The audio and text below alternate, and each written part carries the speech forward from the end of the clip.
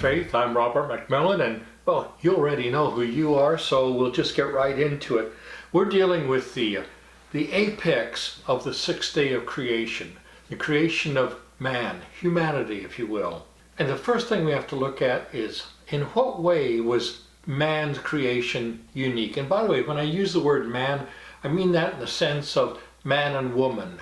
I found 8 unique characteristics about the creation of man. First of all, he was a special creation of God. He was created at the apex of the creative week.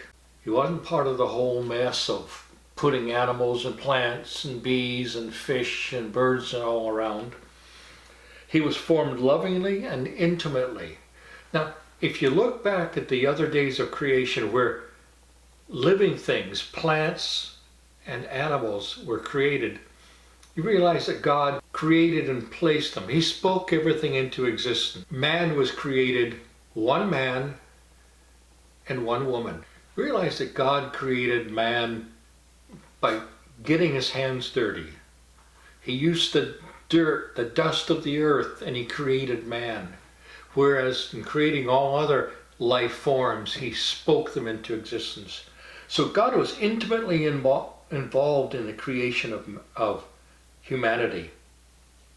God created him by direct action. In Genesis 2 verse 7, it says that God formed man out of the dust of the ground. According to Genesis 2 verse 7, the Hebrew word yasar means that he was formed like a potter would form a pot out of clay, because it's the same word used.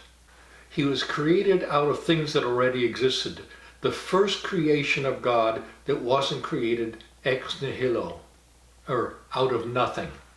Now, this creation is about the only thing that science is competent to deal with. Usually science, however, gets it wrong. Scientists try to rule God out of the equation, and it doesn't work. Man was a unique creation, not to be confused with other animal life, including the apes. He was not an evolved ape. But that's what we're being told constantly. And it'll take God returning to straighten things out and to say, you guys who believed in evolution were just simply wrong. So if you're tempted to believe that evolution might be true and that somehow the Bible accommodates that, I would have a rethink about that if I were you. Secondly, he was created in the image of God. Now, what does that mean, image of God? Now, theologians use the Latin term imago Dei, the image of God. Man was created in his image. In other words, does God look like me, or do I look like God? Well, that's not the point. Now, I have cats in the house. We've had cats for a long time. We even had one of them, Nicholas, who's gone to his reward. We even had him ordained, thanks to the internet. He was the Reverend Nicholas McMillan. And those of you who remember him know he wasn't truly a cat of the cloth. We ascribed to him something that God ascribed to us. It was personality. Now, he was a cat. He didn't have much personality. This personality expresses itself in the development of culture and the varieties of responses people exhibit under similar circumstances. Cats, at least the ones I know, don't really have a culture. They just exist, they eat, they poop in the litter box, they sleep constantly, and they scratch up your furniture. But that's hardly what I'd call culture. Culture demands at its base language, not just the ability to communicate certain things like bees do, like, oh, the flowers are over there. I'll dance a bit and you'll get that's how bees communicate where the flowers are. They come back to the hive and they dance around, and all the other bees say, oh, okay, let's go. Humanity, each person has a personality. Now, some of those personalities aren't worth the having, to be quite honest with you. But we do have personality. We also have self-awareness. Man knew he was a unique creation. As we distance ourselves from God, we lose that awareness of our uniqueness, and we think of ourselves as just an advanced ape, as Desmond Morris once wrote in his book, The Naked Ape. Well, that's not what we are. We are a unique creation created in the image of God. And once we give up that, we give up our true humanity. In Psalm 139, verses 13 to 16, it says this, "For you formed my inward parts, you covered me in my mother's womb. I will praise you, for I am fearfully and wonderfully made." Now, I've watched our cats for 15 years. They're kind of getting old now. They've never considered where they came from or how amazing their creation was. They eat, they poop, they sleep, and they damage your furniture. "I will praise you, for I am fearfully and wonderfully made. Marvelous are your works," and that includes humanity, "and that my soul knows very well." We know that we're unique. As much as many people try to deny that we are unique, we are unique, and we know it deep down. "My frame was not hidden from you when I was made in secret and skillfully wrought in the lowest parts of the earth. Your eyes saw my substance being yet unformed, and in your book they are all written, the days fashioned for me, when as yet there were none of them. Before I was conceived in my mother's womb, God knew my final day on this earth. I don't know it.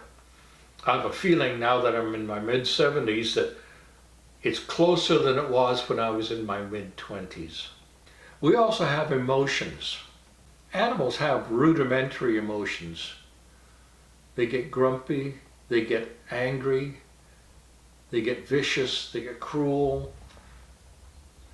They take care of most of them take care of their infant children. But we have the same emotions God possesses. All those emotions, anger, love, emotional, disappointment, such as that. And the thing is, God has them too, but the difference between us is ours are usually triggered by our sin nature.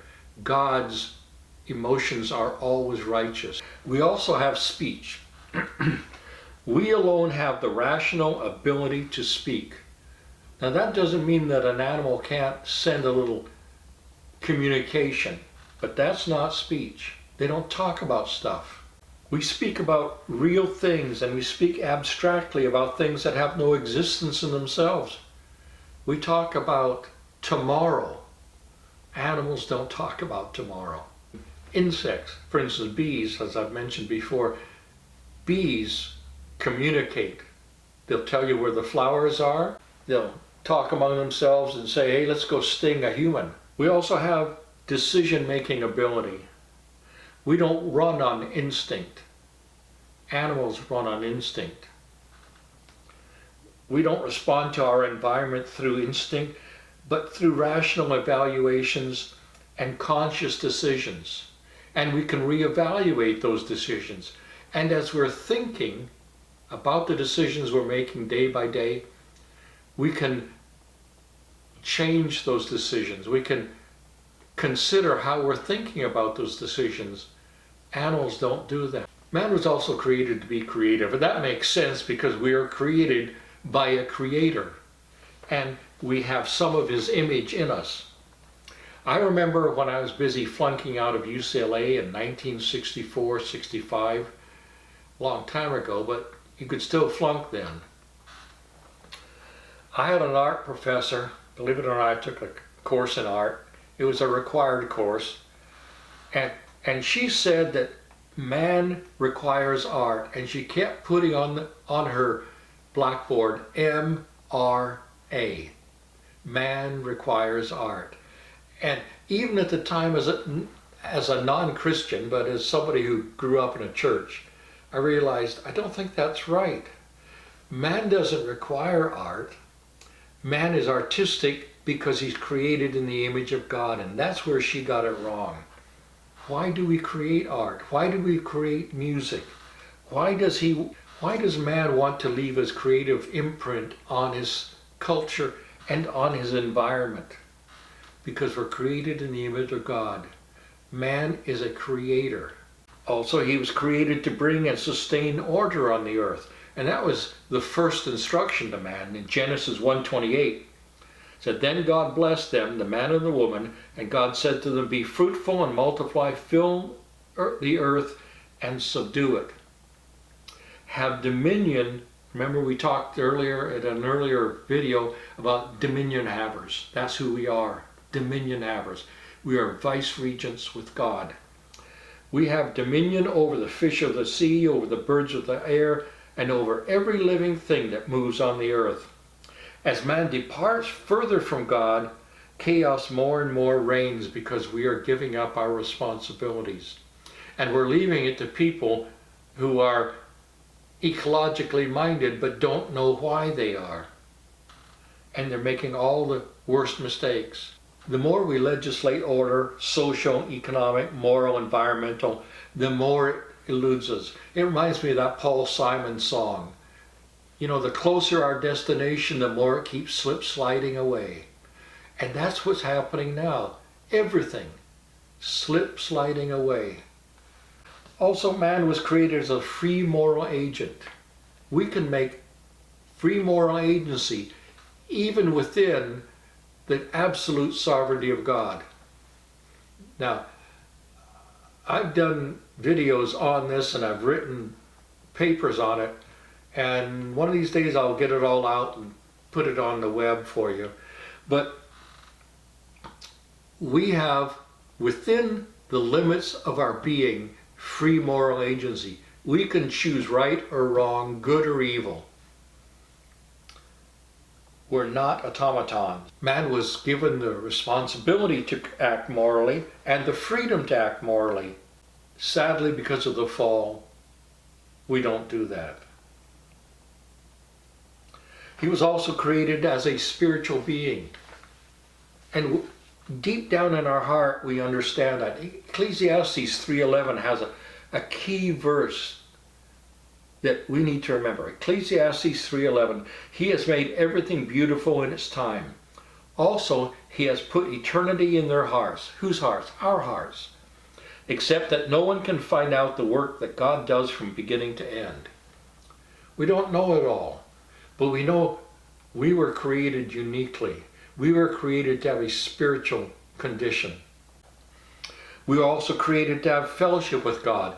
And since the fall, when God was walking through the garden in the cool of the evening after Adam and Eve had eaten of that fruit they were commanded not to eat, God was looking for them. And from that moment on, he was trying to reestablish the fellowship that he once had with humanity. And he'll ultimately do it. And those of you who have received Jesus Christ as your Savior, you will enjoy that new fellowship.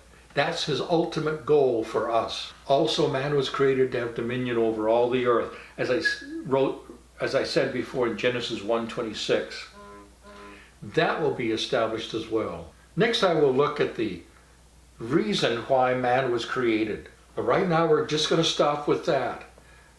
What it means to be created in the image of God, the Imago Dei. And I hope that you'll like this video, subscribe to this channel, and if you have any comments or questions, put them down below. I'd really like to hear from you. Until our next time together, God bless you. Keep reading your Bible. Let's do this.